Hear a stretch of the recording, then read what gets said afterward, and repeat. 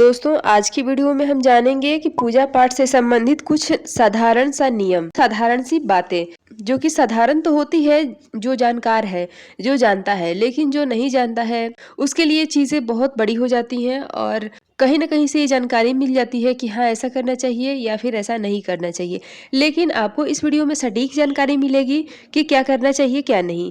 जैसे कि क्या हमें नहा के फूल तोड़ना चाहिए या फिर नहीं, फूल को हम भगवान को चढ़ाने से पहले क्या उसको धोना चाहिए या फिर नहीं, बासी फूल अगर हमने रखा है अपने घर में तो क्या उससे हम भगवान की पूजा कर सकते हैं, पहले कौन से भगवान की, कौन से देवी की, कौन से देवता की पूजा करना चाहिए, एक ही देवता के क्या हम दो फोटो अपने घर में रख सकते हैं, क्या हम हर दिन भगवान को चंदन तिलक करना जरूरी होता है। तो इन्हीं सारी महत्वपूर्ण बातों को जानेंगे इस वीडियो में।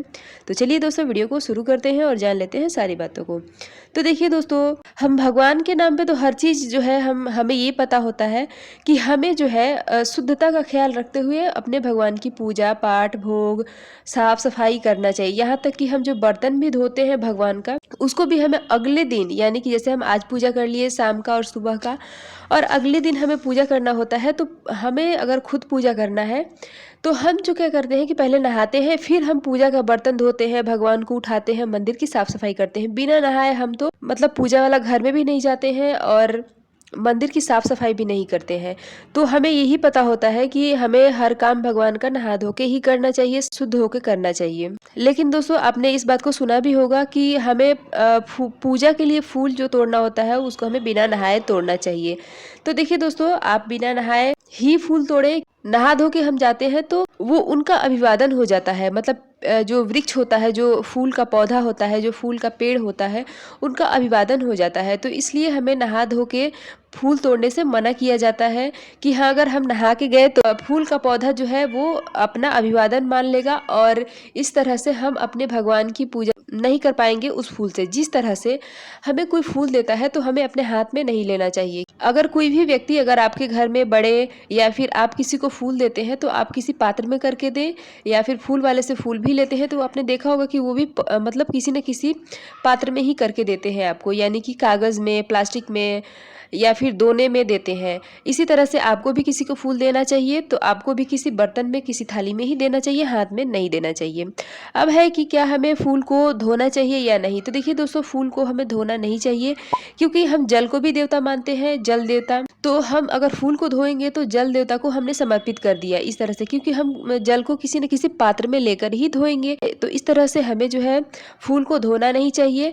हाँ, लेकिन आपने किसी ऐसे जगह से तोड़ा है जैसे कि नीचे थोड़ी सी साफ सफाई नहीं है तो ऐसे सिचुएशन में आप धो सकते हैं, लेकिन आपको किसी पात्र में लेके नहीं धोना चाहिए। आप सीधे नल के नीचे रखें और आप उससे धो लें, लेकिन किसी जैसे मग में, किसी बाल्टी में डाल के हमें नहीं धोना चाहिए।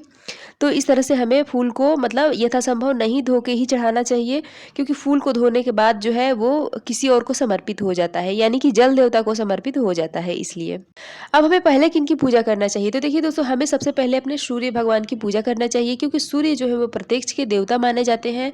हाँ, ये बात जरूर है कि हमें सबसे पहले अपने घर में, घर की जो मंदिर में पूजा करने की बात कही गई है, तो उसमें हम सबसे पहले गणपति जी यानी कि भगवान गणेश जी की पूजा करने की बात कही गई है। लेकिन आप जो है प्रत्यक्ष के देवता को पूजा करते हैं, क्योंकि हमारे पूर्वजों ने भी सबसे पहले सूर्य और चंद्र की ही पूजा करते हैं, बाद में सारे देवी देवताओं की पूजा करते हैं। तो आप सबसे पहले सूर्य भगवान को जल दें और उसके बाद अपने घर के मंदिर में, अपने घर के पूजा स्थान पे जो है सबसे पहले आप गणेश भगवान की पूजा करें।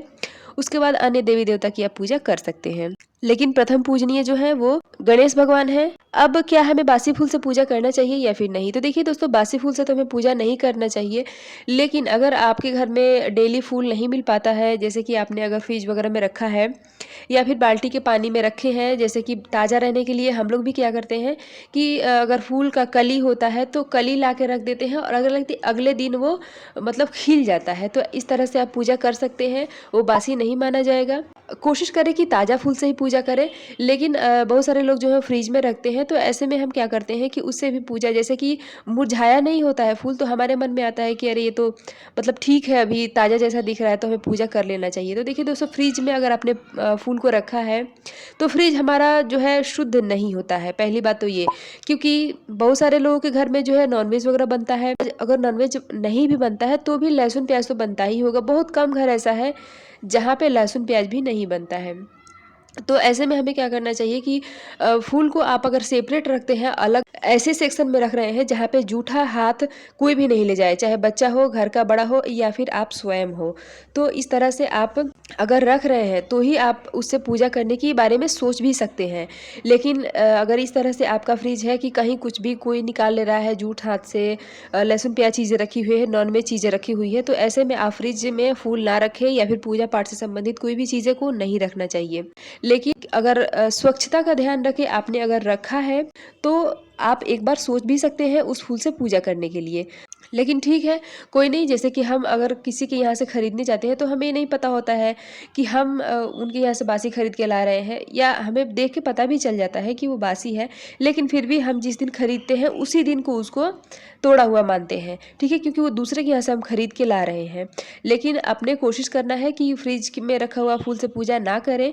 लेकिन अगर आप एकदम आपका मन है कि नहीं, मुझे करना ही है, आप एकदम फूल चढ़ाए बिना रह नहीं सकती हैं, या फिर आपको अच्छा लग रहा है, फूल अच्छा खिला हुआ है, तो आप एक बार कर सकते हैं। लेकिन ऐसा आदत आपको रोज़ नहीं बनाना है, और मतलब एक दिन ही फूल को रखना है, यानी कि आज आपने लाया और उसकी पूजा आपने कल कर लिया, बस कल तक ही पूजा करें, यानी कि 1 या 2 दिन तक ही पूजा करें, उसको 3 दिन 4 दिन के लिए स्टोर करके ना रखें। और इस तरह से आपको इस बातों का ध्यान रखना चाहिए। लेकिन आपको कोशिश करना चाहिए, अगर फूल आपको मिल जाता है, आपके गार्डन में है, आपने लगाया है, तो आपको बिल्कुल ताज़े फूल से ही पूजा करना चाहिए। इसके बाद हम देख लेते हैं कि क्या हमें हर दिन भगवान को चंदन तिलक करना चाहिए। तो जी हाँ दोस्तों, आप हर दिन भगवान को चंदन तिलक करें, हर दिन आप साफ कर सकते हैं। लेकिन जैसे मैं अपनी बात करूँ, तो मैं गुरुवार के दिन सिर्फ गंगा जल में छिड़क देती हूँ, और कपड़े भिगा के मैं साफ नहीं करती हूँ, क्योंकि गुरुवार का दिन जो होता है, उस दिन हम अपने घर में खुद भी साबुन तेल नहीं लगाते हैं, घर की डीप क्लीनिंग नहीं करते हैं। तो इस तरह से हम भगवान का जो पूजा स्थान है हमारा, पूजा मंदिर है भगवान का, उसमें भी हम बहुत डीप क्लीनिंग नहीं करते हैं। जो ज़रूरी है उसको करना चाहिए, लेकिन बहुत ज़्यादा डीप क्लीनिंग हमें नहीं करना चाहिए। लेकिन हर दिन आपको भगवान का चंदन तिलक ज़रूर करना चाहिए। तो आशा करती हूँ दोस्तों कि ये कुछ साधारण सी जानकारी पूजा से संबंधित आपको अच्छी लगी होगी। वीडियो पसंद आया हो तो लाइक ज़रूर करें, और मिलती हूँ इसी तरह से एक और नए वीडियो के साथ।